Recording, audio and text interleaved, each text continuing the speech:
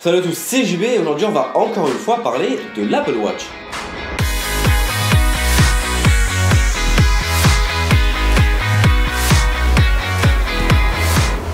Alors vous devez le savoir, je reçois mon Apple Watch entre le 12 et le 26 mai, j'espère véritablement et vraiment la recevoir autour du 12 mai parce qu'après je pars et j'aimerais bien la voir quand je vais partir en voyage. Donc pour ceux qui ne le sauraient encore pas, c'est le modèle Apple Watch classique 42 mm avec le bracelet cuir magnétique matelassé, gris sable, avec un autre bracelet qui est le Sport blanc. Donc j'ai vu surtout pas mal de vidéos depuis la sortie du 24 avril dernier, pas mal de vidéos françaises, internationales et autres, qui présentaient un peu les aspects de l'Apple Watch, ce qu'ils pouvaient en faire avec, et ceux qui pouvaient penser faire ça avec alors qu'ils n'y pensaient pas au départ. D'où le fait que j'ai eu l'idée de faire cette vidéo, de dire voilà, on va faire une trace vidéo de aujourd'hui, qu'est-ce que j'attends de son utilisation, qu'est-ce que j'attends quand je l'aurai de faire avec, et qu'est-ce que j'aimerais faire et je n'aimerais pas faire, qu'est-ce qui serait plus simple à faire, les questions que je me pose encore, les dernières questions avant de pouvoir la prendre en main. Et donc une fois que j'aurai prise en main, une semaine ou 10 jours après, je ferai une seconde vidéo qui viendra répondre à celle-ci et qui dira voilà, au final, oui, je peux faire ça, ça, ça et ça, mais par contre, je ne fais pas ça, ou alors, je fais ça que je ne pensais pas faire. Voilà, je pense que c'est assez intéressant de faire ce genre de vidéo, parce que les utilisations, elles vont se créer au fur et à mesure d'avoir cette montre, mais c'est sûr qu'aujourd'hui, à l'achat de la montre, il n'y a quasiment rien à faire. Et c'est ce qui est ressorti des premiers tests qu'il y a eu et des échanges que tu peux avoir sur Twitter et Facebook des personnes qui ont eu la montre le 24 avril, les petits chanceux. Alors la première chose sur laquelle je me questionne, ce sont les notifications. Elles vont arriver sur la montre, je sais très bien qu'on peut les gérer, c'est-à-dire par exemple je ne veux pas Gmail mais je veux YouTube, je ne veux pas Facebook mais je veux Twitter. Tout ça, ça peut se gérer. Mais il faudrait savoir si la notification, quand on la reçoit sur l'iPhone, elle va venir sur la montre. Mais est-ce que ça sonne deux fois? Est-ce que ça sonne sur l'iPhone et sur la montre? Est-ce que c'est, par exemple, le même type que continuité avec le Mac, l'iPad et l'iPhone? C'est-à-dire que quand on vous appelle sur votre iPhone ou quand on vous envoie un SMS, et bien automatiquement, ça fait de même sur votre Mac et votre iPad. Chez moi, j'ai deux Mac, j'ai deux iPads, deux iPhones et un Mac. Et quand on m'appelle, il y a tout qui se met à sonner en même temps. Ça fait 5 appareils qui sonnent en même temps. Et même quand on décroche l'iPhone, ça continue à sonner. C'est insupportable. Donc voilà, c'est une question que je me pose aussi. Quand on va recevoir une notification sur sa montre, eh bien, elle va vibrer dans la poche et ça va également vibrer sur le poignet.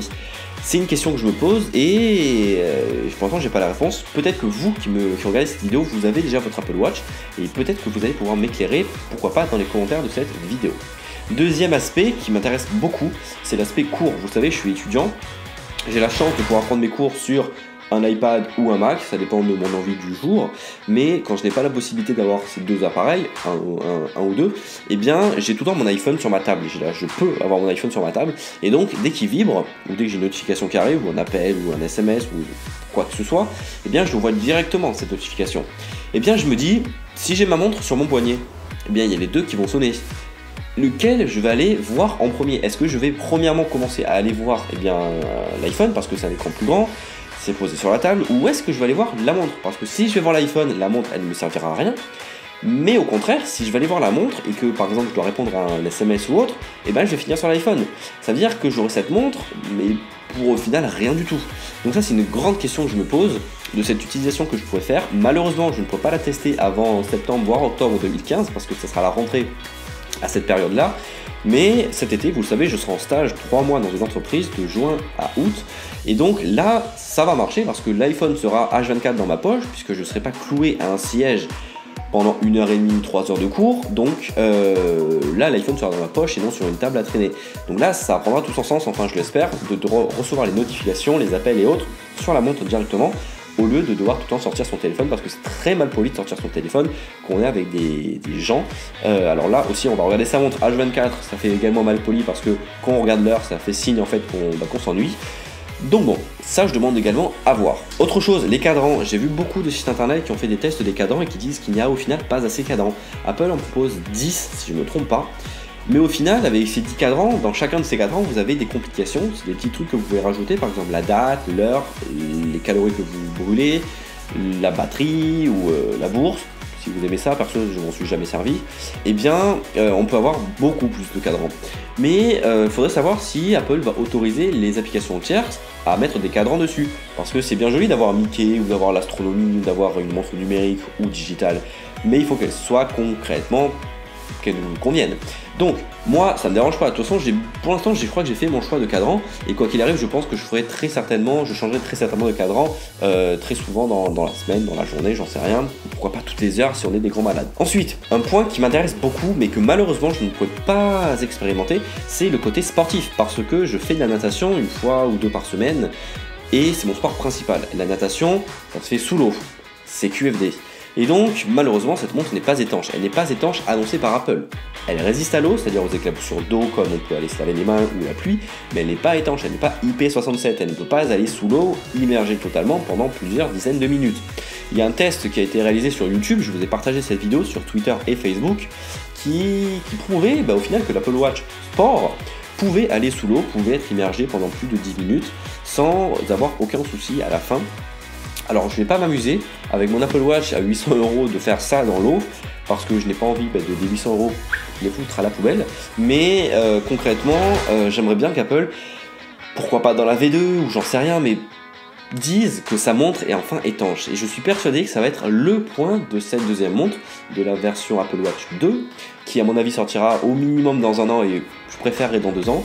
À savoir que l'idée principale c'est qu'elle est étanche, elle est plus fine, elle est plus puissante, et peut-être qu'elle sera sans l'iPhone, sans besoin de l'iPhone. Donc voilà, mais après, ça c'est le côté sportif que je ne pourrais pas utiliser, donc toute l'application exercice, next.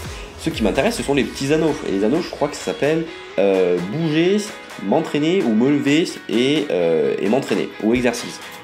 Et bien là, ça m'intéresse parce que de base, je fais une trentaine, un peu plus de 30 minutes de marche par jour, tous les allers-retours confondus, et donc ça c'est bien, mais parfois le dimanche, je pense que ça fait exactement pareil dans votre cas, il fait beau, il fait pas beau, il pleut, vous vous levez un peu tard, vous n'avez pas envie de sortir, donc vous restez chez vous. Et après qu'est-ce qu'on fait? On ne bouge pas, donc on fait 2-3 pas chez soi, mais au final les cercles de l'Apple Watch ne se rempliront jamais. Et moi, je pense que ça va être mon défi, c'est essayer chaque jour, mettre des cercles de l'Apple Watch, les remplir tous, me lever, marcher ou bouger et faire de l'exercice. Et ça va être un challenge, et c'est ça qui va être intéressant parce que l'Apple Watch va nous aider et va nous dire voilà, en fait tu fais rien de ta journée, bouge-toi, va marcher, prends l'air, ça ira mieux après. En plus tu seras content parce que tu auras une petite médaille ou un petit emblème qui va te dire voilà, tu as fait 7 jours, pendant 7 jours sur la semaine tu as fait de l'exercice, c'est très bien.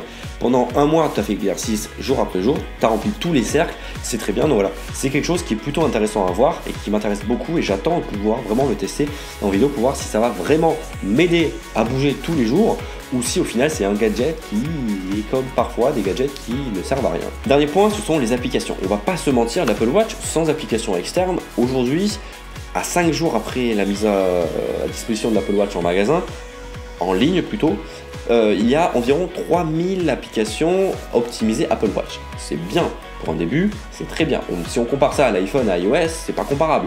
Là, on parle des applications optimisées pour la montre, un petit écran carré, tout petit de 38 ou 42 mm. C'est très bien. Mais c'est comme pour un iPhone, si vous n'avez pas d'application, vous êtes très vite limité et vous faites rien avec, ça vous sert d'un téléphone.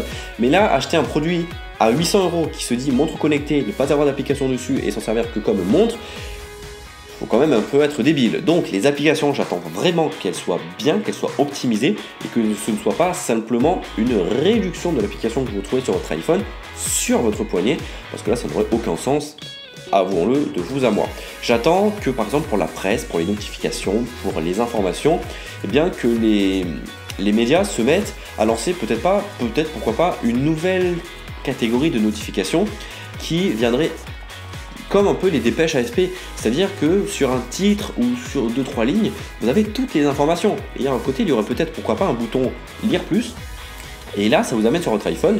Là, vous avez le grand écran de votre iPhone 6 Plus, vous lisez toutes les notifications, vous lisez tout l'article, et là, c'est parfait.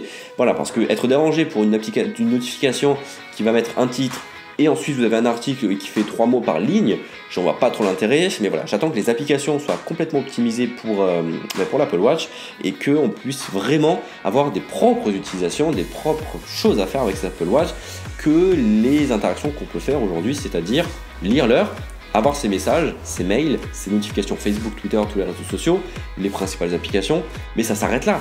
La montre, après c'est ça, elle ne sert à rien, vraiment, elle ne sert à rien. Donc il faut que les développeurs jouent sur cette corde sensible des notifications et des applications pour donner l'élan que peut avoir l'Apple Watch et devenir un carton mondial. Il se dit qu'il y a eu environ 3 millions de précommandes, tout confondu. C'est très bien pour un précommande en 3 jours. Donc Apple a gros à jouer dessus. Déjà, il faudrait que toutes les Apple Watch soient livrées chez les clients. Ça, on a le temps, qu'elles soient disponibles en magasin, mais là, il faudra attendre juin. Donc il y a quasiment pas d'Apple Watch disponible en magasin à part chez Colette. Mais là, c'est pas le sujet de la vidéo. Donc il faut vraiment que les applications soient optimisées pour l'écran et que les interactions soient optimisées à la taille de l'écran. Et parce qu'Apple le dit, les interactions sur la montre ne doivent pas durer plus de 5 à 10 secondes. Et donc il faut que les développeurs trouvent une idée, trouvent la révolution qu'ils fassent. Et oui, qu'en 5 à 10 secondes, on ait fait le tour de la notification et qu'au final, on ait toutes les informations qu'on souhaitait avoir. Et ça, c'est quelque chose de très intéressant que j'attends beaucoup de cette montre. Enfin, dernier point, et pas des moindres, c'est l'autonomie. J'ai eu beaucoup de retours me disant que l'autonomie de la montre était mieux que annoncé par Apple et annoncé par les rumeurs premiers tests d'Apple. C'est très bien, mais cependant, la montre peut-être qu'elle a une bonne autonomie, mais à l'inverse, l'iPhone, lui, en baisse en autonomie. Et ça, c'est pas bien, parce que vous avez un iPhone 5, 5C ou 5S ou même 6, l'autonomie va énormément baisser. Alors que si vous avez un iPhone 6 Plus comme moi, j'ai la chance d'avoir, peut-être que l'autonomie sera un peu plus prise en compte, vu la taille de la batterie. Mais je vous pose une question. Vous avez votre iPhone, la montre est là pour éviter de prendre ton iPhone. Donc en toute logique, l'autonomie qu'on prendrait sur la montre, on ne la prendrait pas sur l'iPhone, donc on utiliserait moins l'iPhone, donc il aurait autant d'autonomie. Sauf que les notifications, les messages, les appels, qu'on a envie vraiment d'approfondir ce qu'on veut faire, il faut le faire basculer sur l'iPhone. Et donc là, on utilise non seulement la batterie de la montre, mais également la batterie de l'iPhone. Ça fait double utilisation de batterie pour au final, on aurait pu en utiliser qu'une. Là, c'est assez compliqué et j'attends de voir en réalité, qu'est-ce que moi je vais en faire, si ma batterie va diminuer comme neige au soleil ou pas. J'attends ça avec impatience, que je reçoive ma montre, j'en peux plus de voir tout le monde avec leur montre et que moi je suis là toujours avec mon petit iPhone Nano qui commence à me saouler et d'avoir l'Apple Watch à mon poignet. Donc voilà, j'ai fait très long, je vais pas faire plus long. Si vous voulez avoir toutes les informations sur l'Apple Watch, vous savez qu'il faut s'abonner à la chaîne.